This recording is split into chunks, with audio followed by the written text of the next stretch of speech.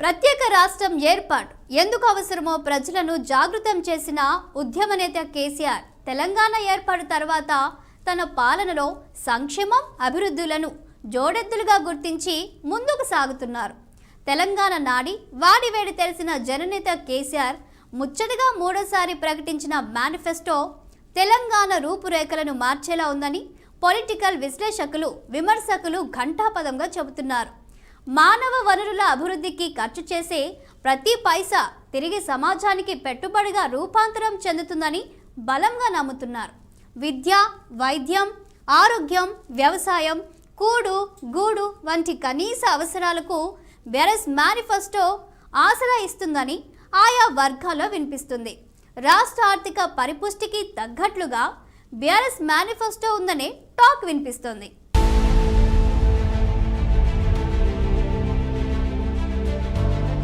BRS ఎన్నికల manifesto సంక్షేమ పథకాలను మరింత పెంచేలా తయారైందన్న అభిప్రాయం వ్యక్తమవుతుంది. వచ్చే ఎన్నికల హామీలో అన్ని వర్గాల ప్రజలపై వరాల జల్లు కురిపించింది గులాబీ పార్టీ. ముఖ్యంగా రైతులు, మహిళలు, అగ్రవర్ణ పేదలు, దళితులు, బడుగు బలహీన వర్గాల సంక్షేమాన్ని దృష్టిలో పెట్టుకొని మేనిఫెస్టోని రూపొందించారు.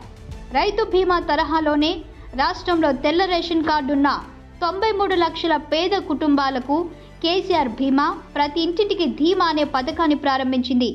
బీఆర్ఎస్ ప్రకటించిన కొత్త పథకాల్లో కేసీఆర్ బీమా రాష్ట్రంలోని దాదాపు ప్రతి కుటుంబానికి భరోసా కల్పిస్తుందని భావన వ్యక్తమవుతుంది. కులమతాలతో సంబంధం లేకుండా కేసీఆర్ బీమా ప్రతి ఇంటికి కష్ట సమయంలో 5 లక్షల రూపాయలతో అండగా ఉంటుందని బీఆర్ఎస్ చెబుతోంది. అందులో భాగంగా ప్రతి కుటుంబానికి 3,600 రూపాయల నుంచి 4,000 వరకు ప్రీమియాన్ని ఎల్ఐసికి సర్కారే చెల్లిస్తుంది. అలాగే మహిళల ఆత్మాభిమానానికి, ఆర్థిక తోడ్పాటుకు ఉపయోగపడే సౌభాగ్యలక్ష్మి పథకం వెలుగులు నింపుతుందనే టాక్ వస్తుంది. నెలకు 3,000 రూపాయలు గౌరవ భృతితో సౌభాగ్యలక్ష్మి పథకం మహిళలకు ఆసరిగా నిలుస్తుందనే భావన వ్యక్తమవుతుంది. ఆధునిక జీవితంలో అందరికీ అత్యవసరమైన గ్యాస్ సిలిండర్ను 400 రూపాయలకే అందించడం అనేది గొప్ప సాహసం అనే మాట వినిపిస్తోంది. కులమతాలకు అతీతంగా సమాజంలో ప్రతి ఒక్కరి అవసరాలు తీర్చే గ్యాస్ బండ ఇక గుదిబండ ఏమాత్రం కాబోదనే విశ్వాసం వ్యక్తమవుతుంది. పేదల ఆకలి తీర్చే అన్నపూర్ణ సన్నబియ్యం పథకం 93 లక్షల కుటుంబాల కడుపు నింపనుంది. ఇప్పటి వరకు ఇస్తున్న దొడ్డు బియ్యం స్థానంలో మన పంట బియ్యం, మన సన్న బియ్యం పేదల ఆకలి తీర్చేలా కేసీఆర్ అన్నపూర్ణ పథకం ఉందని పేదలు సంతోషం వ్యక్తం చేస్తున్నారు. ఇక ఆసరా పెన్షన్ల పెంపు విప్లవాత్మక నిర్ణయమని విశ్లేషకులు అంటున్నారు.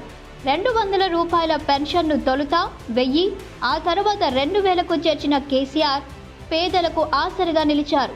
పెరుగుతున్న జీవన ప్రమాణాలు, రాష్ట్ర ఆర్థిక స్థితిగతులు, భవిష్యత్ ఆదాయాన్ని దృష్టిలో పెట్టుకొని 5,016 రూపాయలకు పెంచడం అనేది మామూలు విషయం కాదనే మాట వినిపిస్తోంది. దివ్యాంగులకు ఇప్పటికే 4,000 ఆసరా పెన్షన్ ఇక అంచెలంచెలుగా 6,000 రూపాయలకు చేర్చుతామని హామీ ఇవ్వడంతో వారిలో భరోసా పెరిగింది. ఇళ్ల స్థలాలు అనేవి పేద మధ్యతరగతి ఆశ, ఆత్మాభిమాన సమస్య. దీన్ని దృష్టిలో పెట్టుకొని ఇంటి కోసం జాగ ఇవ్వడం, అలాగే ఇంటి నిర్మాణం కోసం 3 లక్షల ఆర్థిక సాయం, అంతకు మించి డబుల్ బెడ్రూమ్ ఇళ్ల నిర్మాణం అనే త్రిముఖ వ్యూహంతో విభిన్న వర్గాల అవసరాలు తీర్చేందుకు ఉపయోగపడుతుందని ప్రజల్లో చర్చ జరుగుతోంది. ఆరోగ్య ధీమాను కల్పించే కేసీఆర్ ఆరోగ్య రక్ష ఈ స్కీమ్ ద్వారా దేశానికి తెలంగాణ దిక్సూచిగా నిలుస్తుందంటున్నారు. ఆరోగ్యశ్రీ గరిష్ట పరిమితిని 15 లక్షల రూపాయలకు పెంచడం బీదలకు ఆరోగ్య భరోసా ఇస్తుందని సంతోషం వ్యక్తం చేస్తున్నారు. తెలంగాణను అన్నపూర్ణగా మార్చిన రైతన్నలంటే రైతు బిడ్డ అయిన కేసీఆర్కు ఎనలేని ప్రేమ. అందుకే దేశంలో ఎక్కడా లేని విధంగా రైతు బంధు తీసుకొచ్చిన కేసీఆర్ తాజాగా ప్రతి పసల్కి ఇచ్చే 5,000 రూపాయలను 6,000కు చేర్చారు.